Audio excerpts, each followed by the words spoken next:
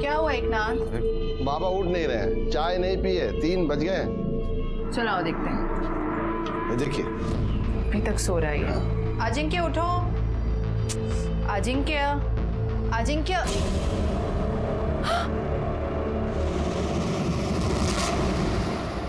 आप दोनों के अलावा उस समय घर में और कौन था? घर में एक नौकर और था, राजू।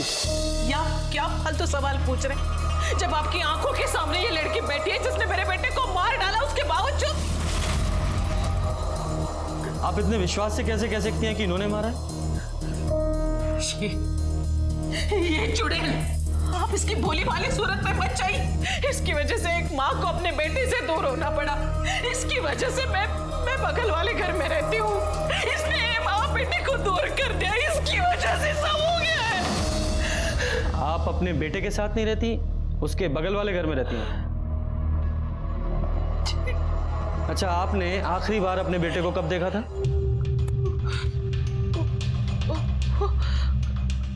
कल। आज सुबह भी मैं घर गई थी। मैं चाह रही थी कि मैं उसे अपने साथ हॉस्पिटल लेके चलूं। हॉस्पिटल? क्यों? डायबिटीज के कारण मेरे पाँव में स्वेलिंग था। मैं चाह रही थी कि मैं अपने बेटे के साथ हॉस्पिटल जाऊं। मैं उसके लिए उसे पूछने के लिए उसके घर गई तो एकनाथ ने बताया कि वो सोया है। फिर मैं खुद अकेली आ गई हॉस्पिटल। जब आप अपने बेटे के घर गई थी तो आपकी बहू प्राजक्ता भी वहीं थी? मुझे नहीं पता, मैंने पूछना जरूरी नहीं समझा। और जब यहाँ आई तो मुझे पता चला कि मेरे बेटे को भी यहीं ला रहे। इस टाइम से मुझे पता चला सर मेरा बेटा मर गया। लेकिन सर मेरा बेटा मरा नहीं। इस नाई ने उसे मार डाला सर। ये चुड़ैल मारा। आप शांत हो जाइए प्लीज। सिस्टर, इसको लेके relax. Yadav ji, sir, body को पोस्टमार्टम के लिए भेजिए और अपनी फॉरेंसिक टीम को लेकर अजिंक्य के घर पे जाइए। घर की अच्छे से तलाशी लीजिए और खासकर उस जगह की जहां पे अजिंक्य की लाश मिली। ठीक है सर। और आप स्टेटमेंट के लिए हमारे साथ पुलिस स्टेशन आइए। जी।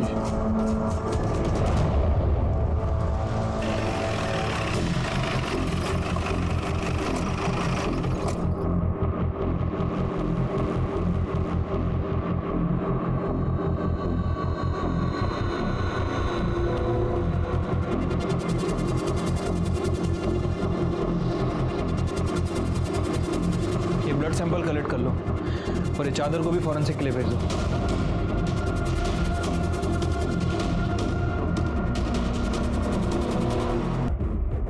हम एक दिन किसी काम से राजू को ढूंढ रहे थे तो हमने देखा कि राजू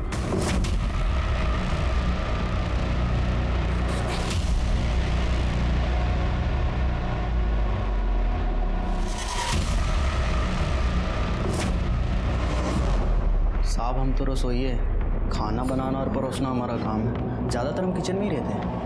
अब घर में क्या होता है क्या चलता है हमको नहीं पता साहब। जो दिखाई भी देता है और सुनाई भी पड़ता है। तो घर में क्या हो रहा है ये तो दिखाई दिया होगा, सुनाई दिया होगा कुछ? या खाना बनाने के अलावा प्राजक्ता मैडम के पैरों की मालिश से फुर्सत नहीं मिलती? ऐसी बात नहीं है साहब। हाँ, हमने 1-2 बार पैर जरूर दबाए थे जब उनकी तबीयत खराब थी। ये लीजिए मेरा पानी।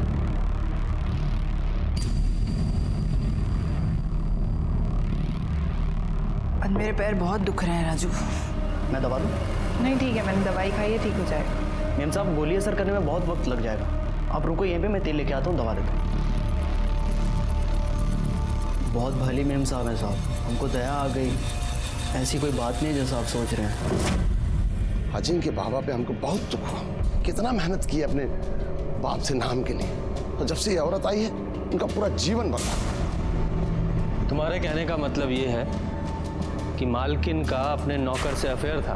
हाँ तो, और ये तो एक बात है साहब, और उनका इरादा सुनेंगे तो आपका सर घूम जाएगा। नेता बनना चाहते हैं, जब से आई थी घर में धूम मचा के रखा था। बड़ी मालकिन से तो ऐसे बात करते थे, उन पे ऐसे गुर्राती थी जैसे कोई नौकर को हड़का रहे। You know what? मैं आपसे ज्यादा पढ़ी लिखी हूँ तो आप मुझे तो मत सिखाइए कि क्या सही है क्या गलत। समझा ना आपको? Stay away.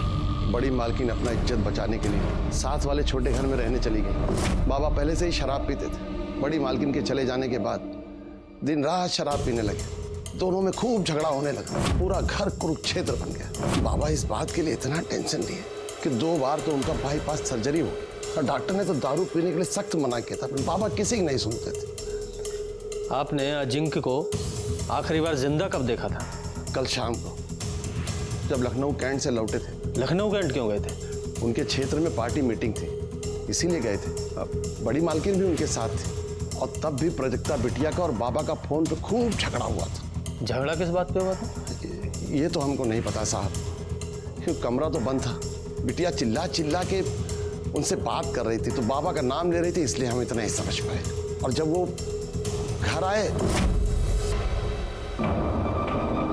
अरे कम से कम अपनी कॉन्स्टिट्यूंसी में तो संभल के रहो। जनता पर क्या असर जाएगा कि उनका नेता 24 घंटे शराब में धोते रहता है?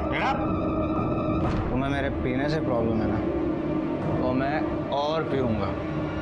एकनाथ, टेबल लगाओ, अभी हम और पिएंगे।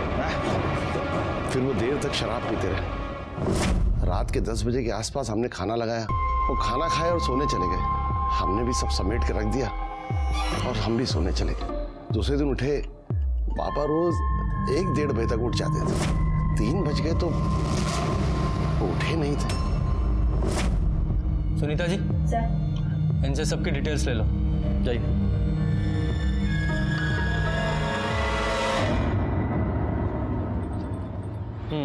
Thank you. लो Yadav ji. Thank you sir. Yadav ji, ये सबसे पहले ना हमें इस केस के लिए ये मिश्रा फैमिली है, इसके इंटरनल प्रॉब्लम को फिगर आउट करना पड़ेगा और उसके लिए प्राजक्ता को काउंटर करना बहुत ज़रूरी है। Right sir. वैसे वो रोहिणी और एकनाथ भी प्राजक्ता के बारे में ही बोल रहे थे, और सर रोहिणी ने तो यहाँ तक कह दिया था कि प्राजक्ता ही मर्डरर है। उसके कहने से क्या होता है? हमें सिक्के का दूसरा पहलू भी तो देखना है, और उसके लिए सबसे पहले हम कल सुबह प्राजक्ता से बात करेंगे।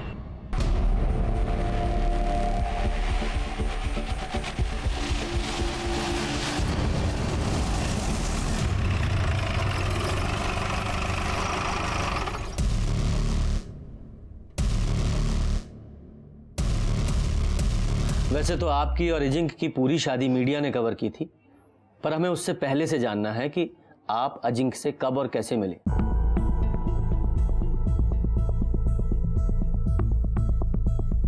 हमारी मुलाकात 3 साल पहले मैट्रिमोनी साइट में हुई थी। उस वक्त मैं एनजीओ में काम करती थी। घर वालों की तरफ से शादी का प्रेशर था, इसलिए मैट्रिमोनी साइट में अकाउंट खोला था। वहीं मुझे अजिंक्य मिले थे। फिर मैंने अजिंक्य को कांटेक्ट किया और कुछ मुलाकात में ही हम एक दूसरे को पसंद करने लगे। फिर हमने डिसाइड किया कि शादी से पहले हमें कुछ वक्त लिव इन में बिताना चाहिए ताकि एक दूसरे को समझ सके, और ये जानना भी ज़रूरी था कि हम शादी के बाद पूरी ज़िंदगी एक दूसरे के साथ रह सकते हैं या नहीं। 1 साल लिव इन में बहुत अच्छे से गया और उसके बाद हमने शादी कर ली। जब हम लिव इन में थे तब अजिंक्य ड्रिंक करते थे, पर ओकेशनली करते थे। पर शादी के बाद पता नहीं क्या हुआ उन्हें, जो 24 घंटा शराब में धोते रहते थे। इस वजह से हमारे झगड़े भी होते थे, लेकिन हमारे झगड़े का कारण सिर्फ शराब नहीं थी। मतलब मिश्रा फैमिली का पास्ट, स्पेशली अजिंक्य का, जो बार बार हमारे रास्ते की दीवार बन रहा था। कैसा पास्ट? मीनल शर्मा, वो हमारी शादी के सख्त खिलाफ थी। उन्हें कन्विंस करने के लिए मैं उनके घर तक गई थी। अरे प्राजक्ता, तुम्हें ऐसा क्यों लगा कि मैं तुमसे नाराज होंगी? बल्कि मैं तो बहुत खुश हूँ कि अजिंक्य तुमसे शादी कर रहे हैं। मैं तुम्हारी शादी में जरूर आऊंगी। लेकिन फिर भी वो हमारी शादी में नहीं आई। वो आपकी शादी के खिलाफ क्यों थी? इंस्पेक्टर, कहने को तो मीनल अजिंक्य की दूर की भाभी है, लेकिन कोई भी उन्हें देखकर बोल सकता था कि वो लवर्स हैं। अजिंक्य अपना अधिकतर वक्त उसके साथ बिताते थे, घंटों उससे बात करते थे। फिर एक दिन मैंने उन्हें टोका तो वो बोले कि तुम्हारा दिमाग खराब है क्या? मुझे मेरी अपनी भाभी से मिलने और उससे बात करने में तुम्हें क्या प्रॉब्लम है? तुम कहीं वो टिपिकल बीवी की तरह मेरी लाइफ को कंट्रोल तो नहीं करना चाहती? फिर कुछ दिन बाद मैं मैके चली गई और एक दिन अचानक बिना बताए आ गई। फिर मैंने अजिंक्य से इस बारे में बात करी और उसने कन्फेस किया कि उसका और मीनल का अफेयर चल रहा है। लेकिन उसने मुझे ये भी कहा कि अब वो उससे ब्रेकअप कर लेगा और धीरे धीरे सब कुछ ठीक कर देगा। धीरे धीरे सब ठीक हो रहा था, लेकिन शादी के बाद भी हम फिजिकल नहीं थे। यहाँ तक कि उसने मुझे छुआ तक नहीं था, जबकि लिव इन में ऐसा नहीं था। मुझे लगा कि मुझे ही कोई पहल करनी चाहिए, इसलिए उस रात को मैं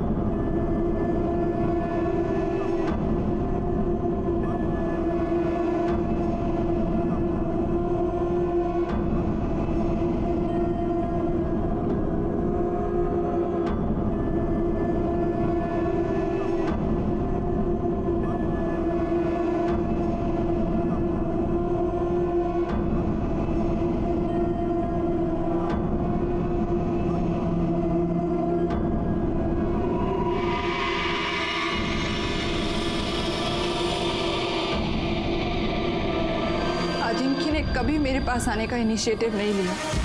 यहाँ तक कि हमारे बीच में ऐसा कुछ नहीं था जो एक पति पत्नी के बीच में होना चाहिए। अच्छा, क्या आपके और अजिंक्य के बेडरूम मीनल की वजह से अलग अलग थे? नहीं, जब हम लिव इन में थे तब भी अलग अलग कमरों में रहते थे, इसलिए हमने डिसाइड कर रखा था कि शादी के बाद भी हम एक दूसरे को प्राइवेसी देंगे और अलग अलग कमरों में ही रहेंगे। आपसे बात होने के बाद अजिंक्य ने मीनल से ब्रेकअप कर लिया था? नहीं, झूठ बोल रहे थे वो मुझसे।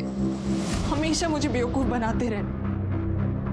ये तो मुझे कल पता चला जब वो लखनऊ कैंट से वापस आ रहे थे, क्योंकि मैंने उन्हें वीडियो कॉल किया था ये पूछने के लिए कि डिनर में क्या खाएंगे। तुम जो खिलाओगी वो खा लेंगे। क्या बात है, आज तो तुम्हारा मूड बहुत अच्छा लग रहा है। क्यों, होना नहीं चाहिए क्या? होना चाहिए। अरे आराम से चलाओ ना। ओह, तो अब समझ में आया कि तुम्हारे अच्छे मूड का रीजन क्या था। तुम्हारी पूजनीय भाभी जी जो तुम्हारे साथ है। हाँ तो तुम्हें शर्म नहीं आती मुझे इस तरह से जवाब देते हुए? मुझे तुमसे कैसे बात करनी है ये बात मुझे मत सिखाओ, समझी तुम? फोन पर मीनल की वजह से हमारा बहुत झगड़ा हुआ। मैंने तो ये भी सुना था कि मीनल का जो 6 साल का बच्चा है नीलेश, वो भी अजिंक्य की औलाद है। मीनल के पति सुबोध को शायद इस बात से कोई प्रॉब्लम नहीं थी, लेकिन मुझे थी। इसलिए उस रात जब अजिंक्य शराब के नशे में धुत आए और शराब पीने बैठे, तब मैंने उनसे इस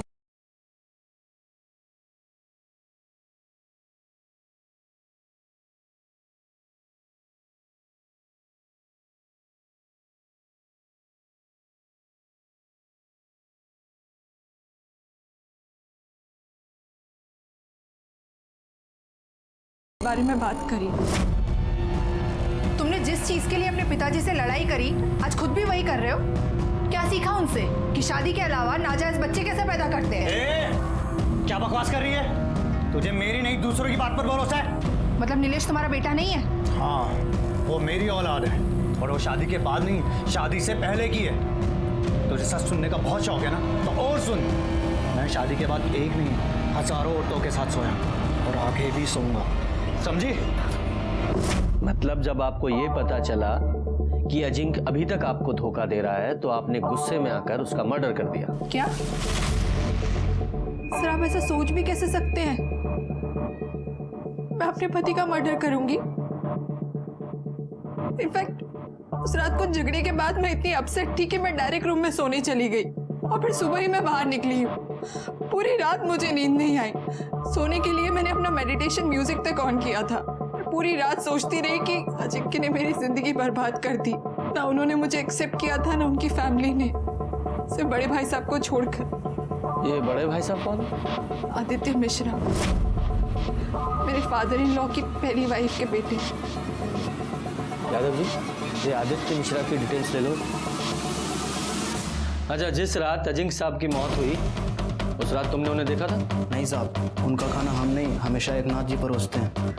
एकनाथ जी ने बोला कि वो देख लेंगे, हम जा सकते हैं। इसलिए किचन समेट के हम सर्वेंट क्वार्टर की तरफ सोने के लिए जा रहे थे, तभी गांव से जोरू का फ़ोन आया। कमरे में सिग्नल नहीं आता सर, तो इसलिए बंगले के बाहर बात करने के लिए चले गए, तो वहीं आदित्य साहब को आते हुए मैंने देखा था।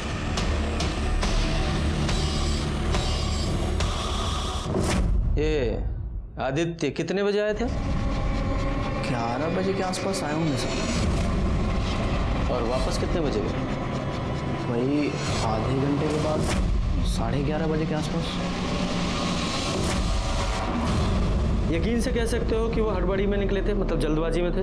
हाँ साहब, वो एकदम हड़बड़ी में थे और तेज़ी से निकल गए। अच्छा, उस रात वो अजिंक्य से मिले थे? कुछ झगड़ा वगैरह हुआ था आपस में दोनों का? साहब हम बाहर हेडफोन लगा के अपनी जोरों से बात कर रहे थे, इसलिए अंदर का कुछ सुना नहीं। और अजिंक्य बाबा से तो हम कोसों दूर रहते थे साहब। वो बहुत बकलोल आदमी थे। उनकी माताजी भी उनके पीने और बुरी आदतों से परेशान रहती थी। हम एक दिन अपने कानों से सुने थे, वो बोल रही थी कि उसको भगवान उठा ले तो सुकून मिले। यादव जी सर, इसकी डिटेल्स ले लो और ये आदित्य को पुलिस स्टेशन बुलाओ पूछताछ के लिए। ठीक है सर। पोस्टमार्टम रिपोर्ट का क्या हुआ? कल तक आ जाएगी sir.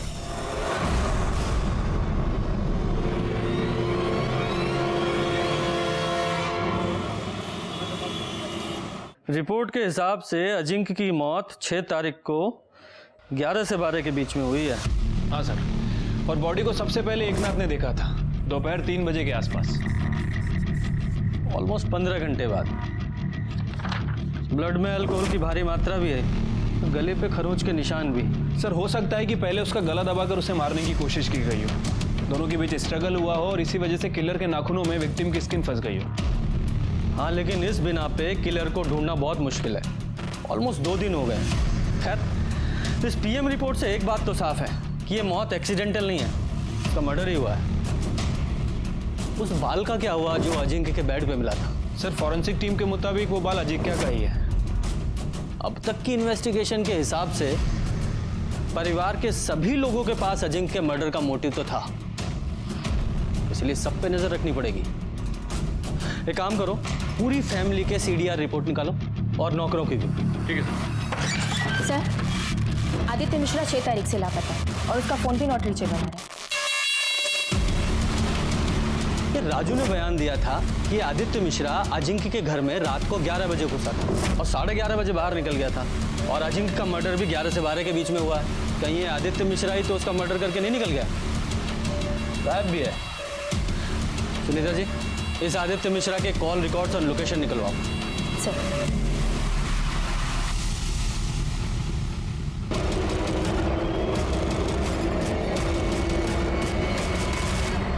Ajinkya Mishra murder case में पुलिस के हाथों अब तक कोई सबूत नहीं लगा।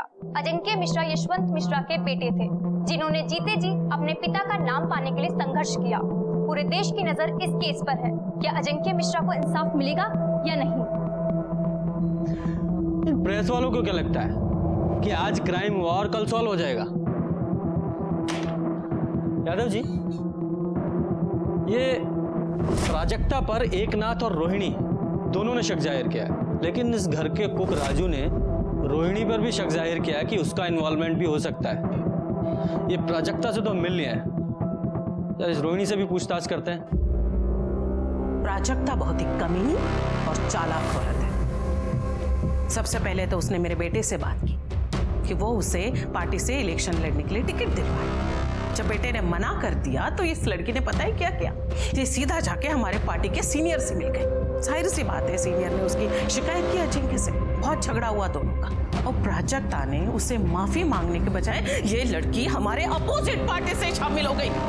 देखिए, मैंने पहले भी आपसे कहा था और आज फिर वही बात करें, आप सीधा जाके प्राजक्ता को अरेस्ट कीजिए, समझे आप? उसने मेरे बेटे को मारा है। उसने मारा है या आपने? क्या बकवास कर रहे हैं आप? अरे बेटा था वो मेरा। हाँ, वही बेटा जिसकी शराबखोरी, अलग अलग औरतों के साथ नाजायज संबंधों, पार्टी में उसकी इमेज खराब और टिकट ना मिल पाने के कारण आप परेशान थी, उसी बेटे की बात कर रहा हूँ। हाँ थी, मैं परेशान थी, पर इसका मतलब ये नहीं कि मैं अपने ही बेटे का मर्डर कर दूं। 6 तारीख की शाम से रात तक आप कहाँ थी? 6 को मैं अपने बेटे के साथ लखनऊ कैंट से वापस आ रही थी। हमारे पार्टी की एक मीटिंग थी। रास्ते में मेरे बेटे को प्राजक्ता का फोन आया। पता नहीं क्या बात थी, लेकिन उन दोनों में बहुत झगड़ा हुआ। बहुत गुस्से में था अजिंक्य तक। फिर उसने मुझे घर ड्रॉप कर दिया और वो चला गया।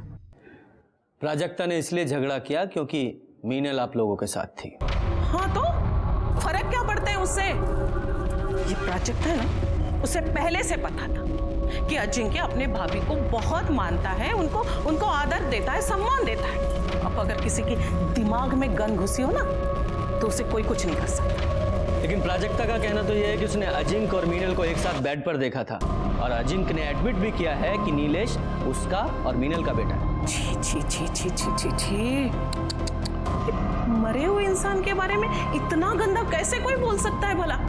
और आप भी इंस्पेक्टर, उसकी ये सब बेतों की बातों पे आप भरोसा कर रहे हैं? देखिए मैडम, हम सिर्फ अपना काम कर रहे हैं। अच्छा ये बताइए, 6 तारीख को आप लोग जब लखनऊ कैंट से लौटे तो पहले आपने मीनल को काकोरी नगर छोड़ा, उसके बाद आप लोग घर आ गए, है ना?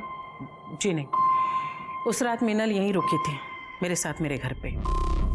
दूसरे दिन सुबह वो काकोरी नगर के लिए चली गई। वो बेचारी तो मेरी तरह सदमे में है। उसे तो विश्वास ही नहीं हो रहा है कि अजिंक्य अब हमारे बीच में नहीं है। मुझे एक बात समझ में नहीं आ रही है, आप इन सब फालतू बातों में वक्त बर्बाद करने के बजाय आप मेरी बात क्यों नहीं सुन रहे? आप जाकर प्राजक्ता को अरेस्ट क्यों नहीं कर रहे हैं? हमें आपकी बातों को फॉलो नहीं करना है, लॉ को फॉलो करना है। और जरूरत पड़ी तो दोबारा आपसे मुलाकात होगी।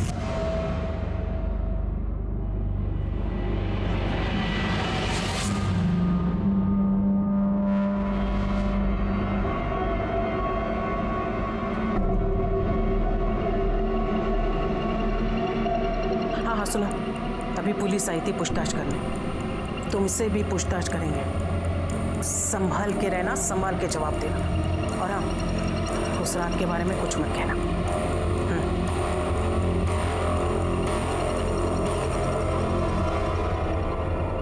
यादव जी सर, ये रोहिणी बार बार प्राजक्ता को ब्लेम कर रही है, इसका कोई तो रीजन होगा। कुछ तो है जो इस फैमिली में चल रहा है। इस रोहिणी की स्टोरी को भी क्रॉस चेक करना पड़ेगा।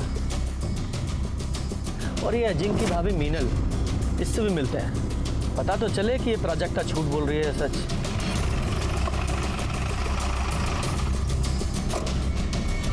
प्राजक्ता इतनी कमीनी है कि उसे अच्छी तरीके से मालूम था कि अजिंक्य मेरे भाई जैसा था, फिर भी उसने मुझे और अजिंक्य को बदनाम करने में कोई भी कसर नहीं छोड़ी।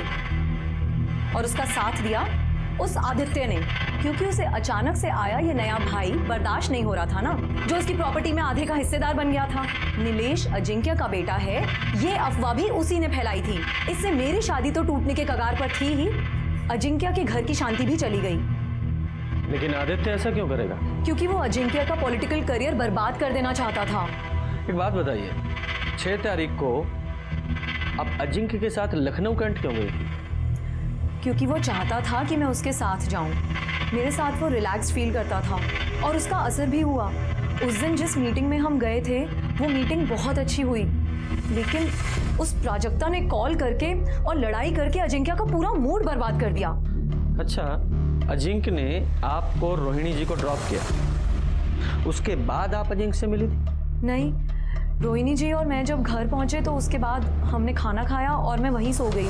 फिर अगले दिन सुबह उठी और कैब लेकर सीधा यहाँ काकोरी नगर अपने घर आ गई। सर, अजिंक्य की मौत में प्राजक्ता का ही हाथ है। वो और उसकी तांत्रिक माँ ने मिलकर ही अजिंक्य की जान ली है। मतलब ये कि उसकी माँ जादू टोना करती है। और ये मैं ऐसे ही नहीं कह रही हूँ, ये मैं एक्सपीरियंस से आपको बता रही हूँ। जब प्राजक्ता ने मेरे और अजिंक्य के बारे में अपनी माँ के आगे बकवास की तो वो यहाँ मेरे घर मुझसे लड़ने के लिए आई थी। दूर रहना अजिंक्य से। अगर तूने मेरी बेटी का घर तोड़ा तो मैं तुम्हारी गृहस्थी भी बसने नहीं दूंगी। ये देख रही हो, इसमें तुम्हारी जान बसी है।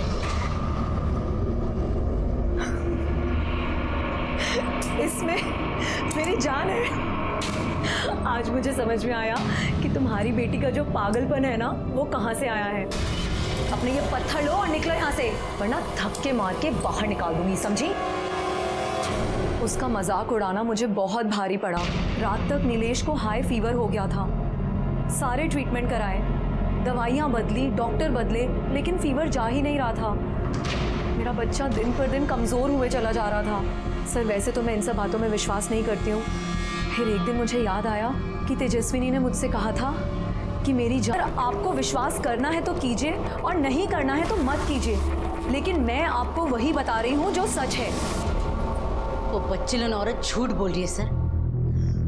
पति तो उसका सिर्फ नाम का है, सारे सुख तो उसे अजिंक्य ही दे रहा है, बिस्तर से लेकर औलाद तक। सच बोलेगी तो फंस जाएगी, इसीलिए झूठ बोल रही है। प्राजक्ता ने भी मुझे बताया था कि उसने खुद उन दोनों को हम बिस्तर होते हुए देखा है, और अजिंक्य ने यह भी मान लिया था कि नीलेश उसी का बेटा है। मीनल ही क्यों?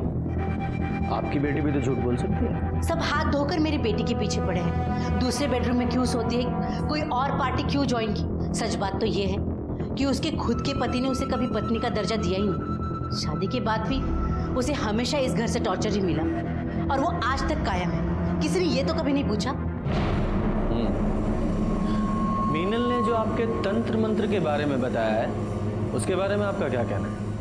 वो औरत बहुत चालाक है सर, मैं क्यों उसके बच्चे पर टोना टोटका करूंगी। रोहिणी भी तो कर सकती है, रोहिणी का तो वहां अक्सर आना जाना लगा रहता है, उसके लिए वो ज्यादा आसान है। लेकिन रोहिणी ऐसा क्यों करेगी? क्योंकि वो नहीं चाहती थी जो यशवंत मिश्रा ने किया वही अजिंक्य करे। कल को मीनल अगर नीलेश को लेकर हिस्सा मांगने आई तो हिस्सा भी गया और इज्जत भी।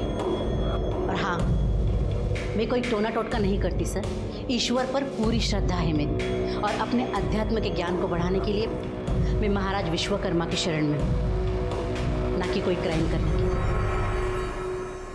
परिवार के सभी लोग एक दूसरे पर इल्जाम लगा रहे थे, लेकिन जैसे जैसे इन्वेस्टिगेशन आगे बढ़ रही थी, ये साफ हो गया कि सभी के पास अजिंक्य मर्डर का मोटिव था। मर्डर वाली रात घर पर सिर्फ 3 लोग थे, प्राजक्ता, उनका नौकर एकनाथ और कुक राजू।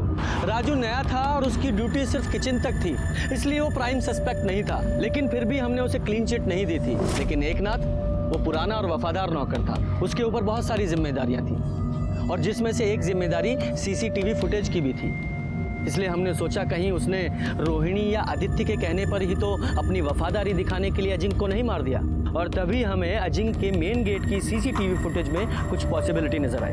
ये देखिए सर, ये रात 10:30 बजे का फुटेज है। 10:30 बजे कैमरा बंद होता है और 10:32 पे दोबारा स्टार्ट होता है। मतलब 2 मिनट के लिए कैमरा बंद था।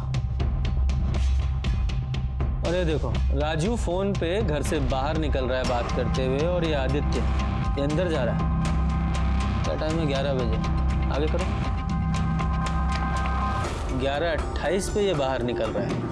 एक और बात सर, ये देखिए, ये रात 12:30 बजे का फुटेज है। 12:30 बजे कैमरा ऑफ होता है और 12:45 पे दोबारा ऑन होता है। दोबारा ऑफ किया गया 15 मिनट के लिए, और पहली बार 2 मिनट के लिए।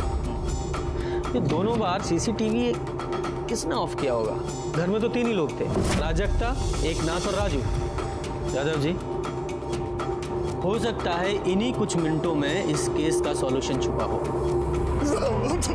अब मानते हैं कि सीसीटीवी की जिम्मेदारी हमारे ऊपर थी साहब, लेकिन हमको नहीं पता कि कैमरा ऑन ऑफ कब हुआ सर। हमने देखा नहीं, क्योंकि ऐसा पहले कभी हुआ नहीं सर।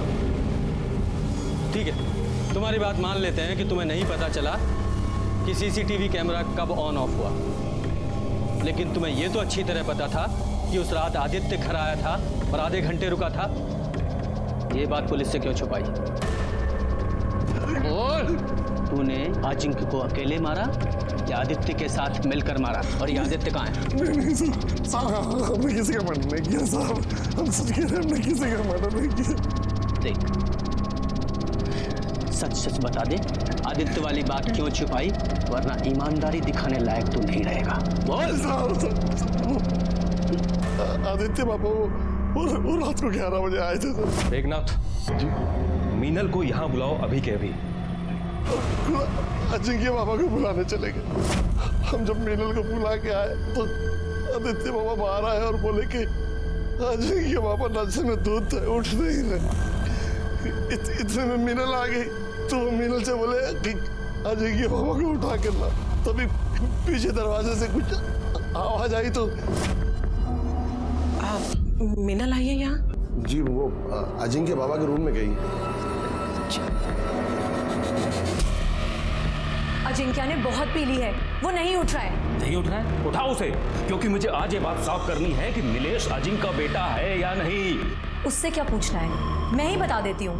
नीलेश अजिंक्य का ही बेटा है और इस प्रॉपर्टी में बराबर का हकदार भी है, और मेरे बेटे को उसका हक लेने से कोई भी नहीं रोक सकता, तुम भी नहीं, समझे?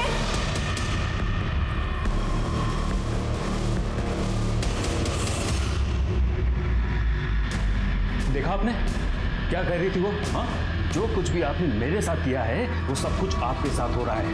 तुम और तुम्हारा बेटा, तुम दोनों मिलके मुझे सड़क पे लाए थे ना, अब तुम्हारा नंबर है। क्योंकि ये तो दारू पीना छोड़ने वाला नहीं है और ये एक ढेला भी छोड़ने वाली नहीं है। यही है कर्मा, अब भुगतो। अरे आदित्य के जाने के बाद रोहिणी जी ने क्या किया? कुछ नहीं सर, वो भी वापस लौट गई थी सर। साहब हमने कुछ नहीं किया सर। गुप्ता जी, सर इसे लेके जाओ और इसकी खातिरदारी कर लो। हमने कुछ नहीं किया साहब। हमारी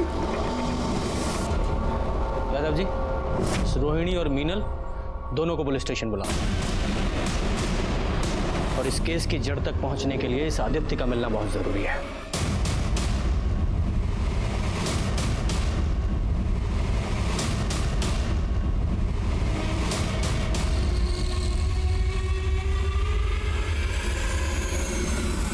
ये सच है कि मेरे बेटे नीलेश का असली फादर अजिंक्य ही है।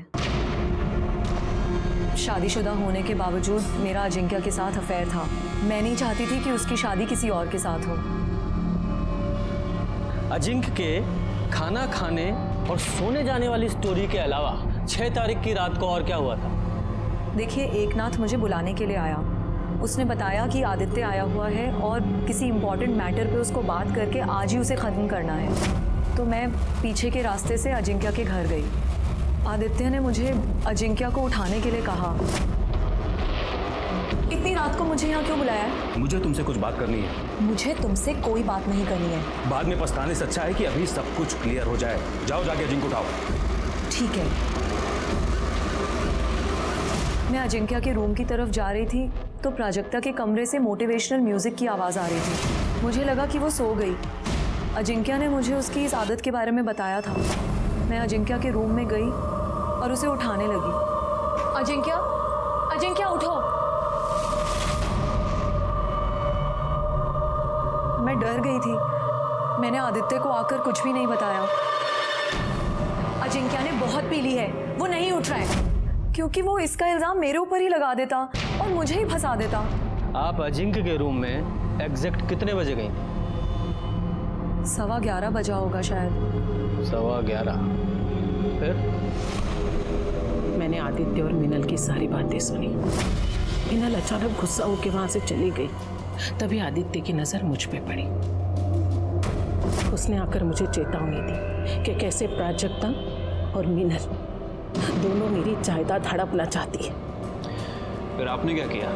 कुछ नहीं। फिर मैंने रोहिणी जी को वहां आते देखा, लेकिन अनदेखा कर दिया और वहां से जाने का नाटक किया। आदित्य ने रोहिणी जी से क्या कहा मैंने ये भी सुना। आदित्य उसके बाद वहां से चला गया। रोहिणी जी एकनाथ के पास गई और बोली, एकनाथ, देखो तुम हमारे सबसे पुराने, सबसे वफादार, इसलिए मैं अपने दिल की बात सिर्फ तुम्हें बता सकती हूँ। देखो, हम ना पहले ही अजिंक्य की वजह से हमारे परिवार पे बहुत सारी मुसीबतें आई हैं। मेरे घर को बर्बाद होने से बचाना, तुम अजिंक्य को मार डालो, खत्म कर दो उससे।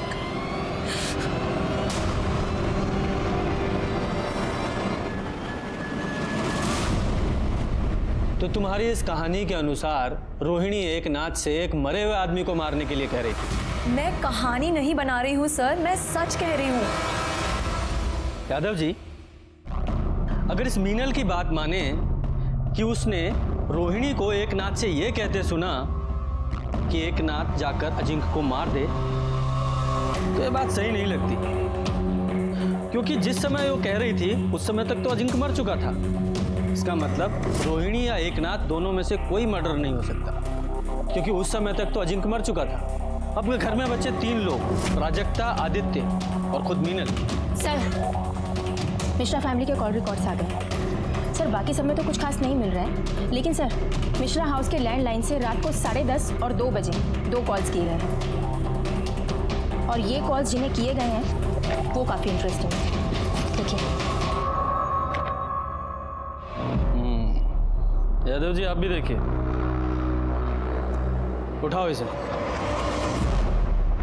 तब तक हम प्राजक्ता से बात करते हैं। ठीक है साहब।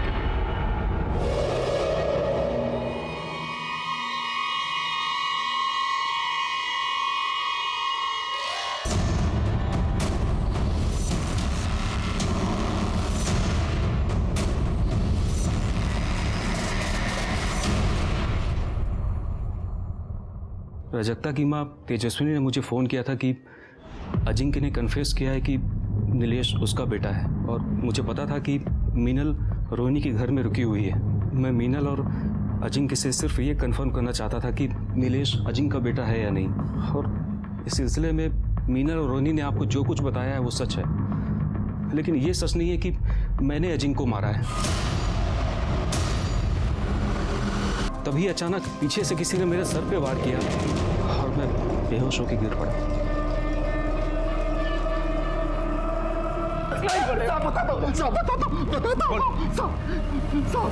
हम नीचे थे जैसे मैडम का गाड़ी में इंतजार कर रहे थे, तभी आदित्य उन पर किसी बात को लेकर चिल्ला रहा था। हमें लगा साहब कि वो उनको नुकसान न पहुंचा दे, इसलिए हम पीछे से गए और इन पर हमला कर दिया साहब। उनको वहीं बंधक बना के रखा साहब। हमने ये अपनी मर्जी से नहीं किया साहब। किसकी मर्जी से किया?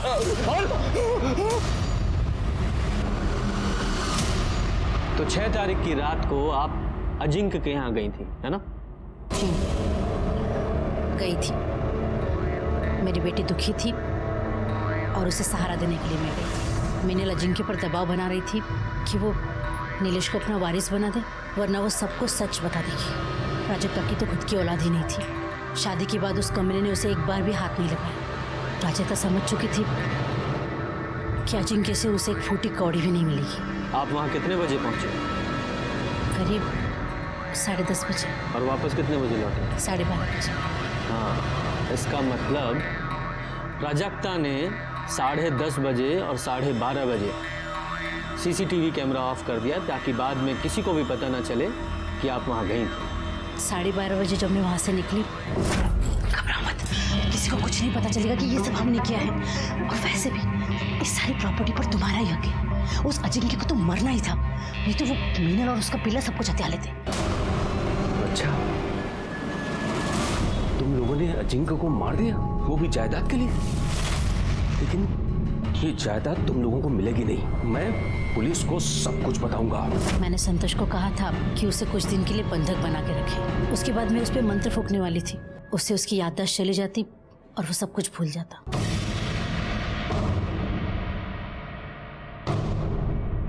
मैं बताता हूँ 6 तारीख की रात को एग्जैक्टली क्या हुआ था। अजिंक्य के खाना खाने और सो जाने के बाद तुम अपने रूम में गई, वहां से रोते रोते अपनी मम्मी को फोन किया, उन्हें अपनी दुख भरी कहानी सुनाई। उन्होंने आपको सलाह दी अजिंक्य को मार दो और उसमें वो तुम्हारी हेल्प करेगी। फिर अपने प्लान के मुताबिक तुम्हारी मम्मी ने आदित्य को फोन किया, उसे भड़काया और उसे अजिंक्य के घर आने को कहा, और उसमें अपना फोन वो अपने घर पे ही छोड़ दिया ताकि हम लोकेशन ट्रेस ही ना कर पाए। आपकी लैंडलाइन के कॉल रिकॉर्ड्स के मुताबिक रात को आपकी मदर के ड्राइवर संतोष को कॉल किया गया था। 10:30 बजे जब वो तुम्हारे घर पहुंची तो तुमने वहां सीसीटीवी ऑफ कर दिया ताकि बाद में भी किसी को पता ना चले। उसके बाद तुम माँ बेटी तुम्हारे रूम में चले गए। उसके बाद आदित्य वहां पहुंचा, तुमने देखा उसने वहां झगड़ा किया।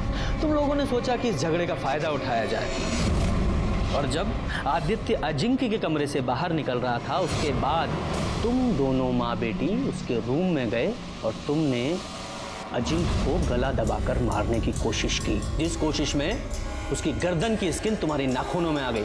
तो फिर भी नहीं मरा तो तुमने तकिए से उसका दम घोट दिया। वो बेचारा विरोध भी नहीं कर पाया क्योंकि वो शराब के नशे में धुत था।